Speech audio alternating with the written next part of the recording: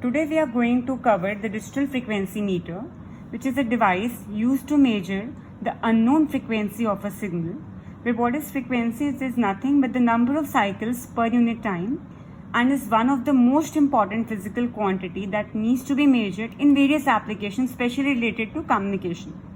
So today here we are first going to cover the basic principle of the digital frequency meter, followed by its block diagram and the explanation, that is the working. So in the basic principle of the digital frequency meter, here if you can see in this figure, the AND gate is used. The input signal whose frequency is to be measured is first converted into a train of pulses with the help of maybe a Schmitt trigger.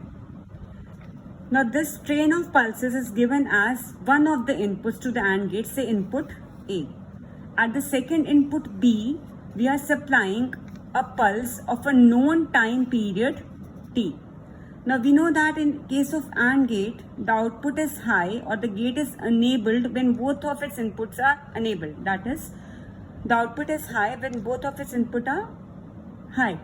So basically at the output of the AND gate, we are here going to get the pulses. So though there are number of pulses, but हमें output पे कितनी pulses मिलेंगी? Only the pulses during this time interval T, where the input B is high. Okay, so at the output we are going to get the number of pulses only during the time period T. Now this number of pulses is basically counted with the help of an electronic counter. Now this electronic counter has a digital readout, and suppose it displays n pulses in a specified duration T. So the frequency can then be calculated by just dividing the number of pulses which has been obtained at the output of the AND gate and displayed by the electronic counter by the time period of the pulse for which you have opened the gate. Fine. Now this is the basic principle of the digital frequency meter. Now we'll just see the basic, a very basic block diagram of a digital frequency meter, which is quite easy to understand. Here, the signal of the unknown frequency, जिसकी frequency हमें measure करनी है, that is first applied to the amplifier. This amplified signal is then given to the Schmitt trigger, which converts into a series of pulses. Now this train of pulses has a very fast rise and fall time, so it needs to be differentiated and then converted into a train of pulses, where each pulse corresponds to one cycle. One pulse corresponds to one cycle of the input signal. One pulse here corresponds to one cycle of the input signal. Now this train of pulses is then given to the start stop gate, also known as main gate. Now as soon as the gate is opened or the start operation begins, the counter here, which is having a digital readout, starts counting the pulses. This counting continues until this gate is closed or the stop begins. So basically the counting is done between the start and the stop, that is opening and the closing of the gate. And this opening and the closing of the gate is determined with the help of a gating signal. Gating signal basically here decides the time for which this gate has to be opened. That is the time interval between the start and the stop. Start here refers to the opening of the gate, and the stop here refers to the closing of the gate. So it now becomes important to know how this gating signal is generated here, or how the difference or the time interval between the start and the stop gate is decided. Now this time interval between the start and the stop gate is known as time base. Okay, now this is the diagram showing the time base, how the selection of the time is done. It basically consists of, if you can see here, it basically consists of a clock oscillator. Which has to generate a very accurate frequency. So we are basically using here a crystal oscillator, as it is very accurate. Now it is then converted into the pulses with the help of a Schmitt trigger. Since the frequency here we are using is 1 megahertz, so the Schmitt trigger is going to generate 10 raised to the power 6 pulses per second. which means that the time interval between the two pulses is 10 raised to the power minus 6 microsecond in its original condition. This signal, this pulses, chain of pulses, is then applied to a series of decade counter, where each decade counter is going to divide the frequency by 10.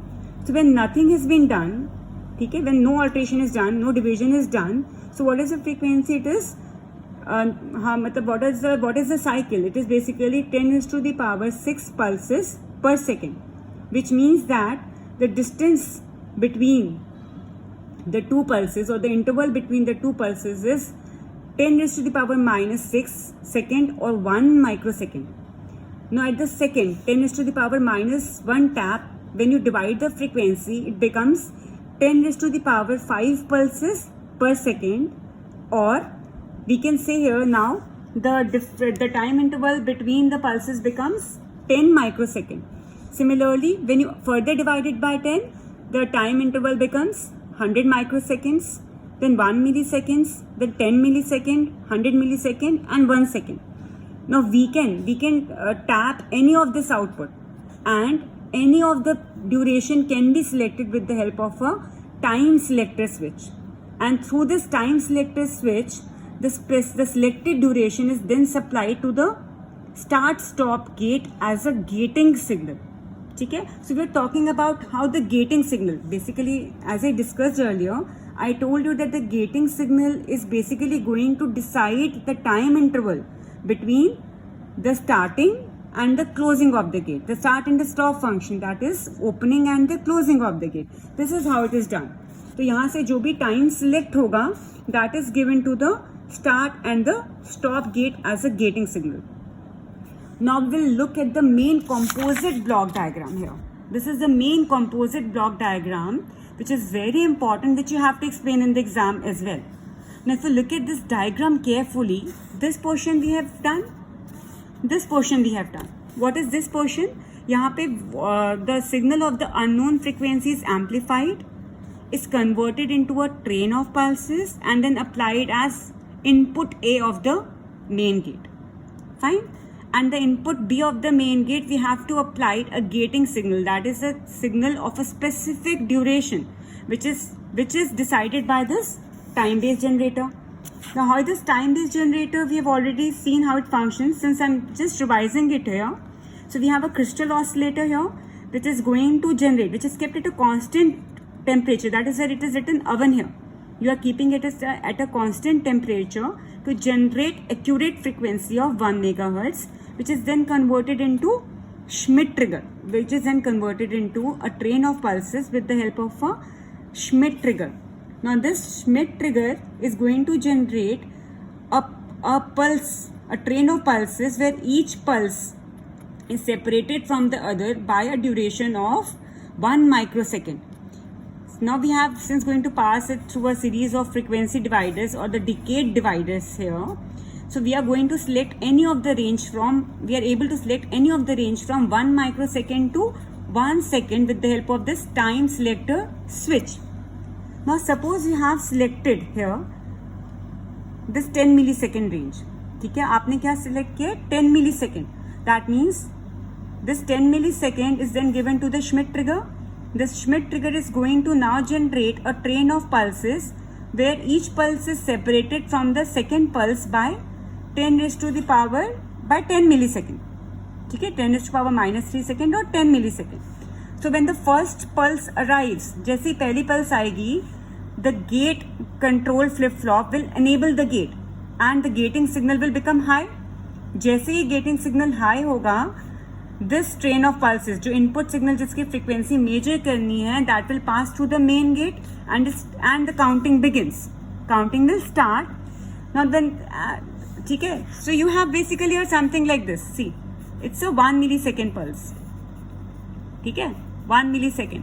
जैसे ये pulse आई, gate enable हो गया and the counting begins until the next pulse comes.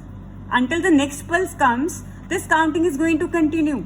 As soon as this next pulse comes, जैसे ये next pulse आएगी, जैसे ये next pulse आएगी, ऐसे है ना pulses, जैसे ये next pulse आएगी, what will happen? The gate will reverse its function. पहले set था तो अब क्या हो जाएगा? रीसेट हो जाएगा and this signal will become 0 and the gate closes. So now the gate has passed the signal, this unknown frequency signal, only till 1 millisecond. Now you know that जो भी आपको यहाँ पे number of pulses मिली हैं that you have got for a specific interval of 1 millisecond. So how are you going to calculate the frequency? जो भी display आपको मिलेगा यहाँ पे just divided by the 1 millisecond and you'll get the unknown frequency. This is how the digital frequency meter basically works.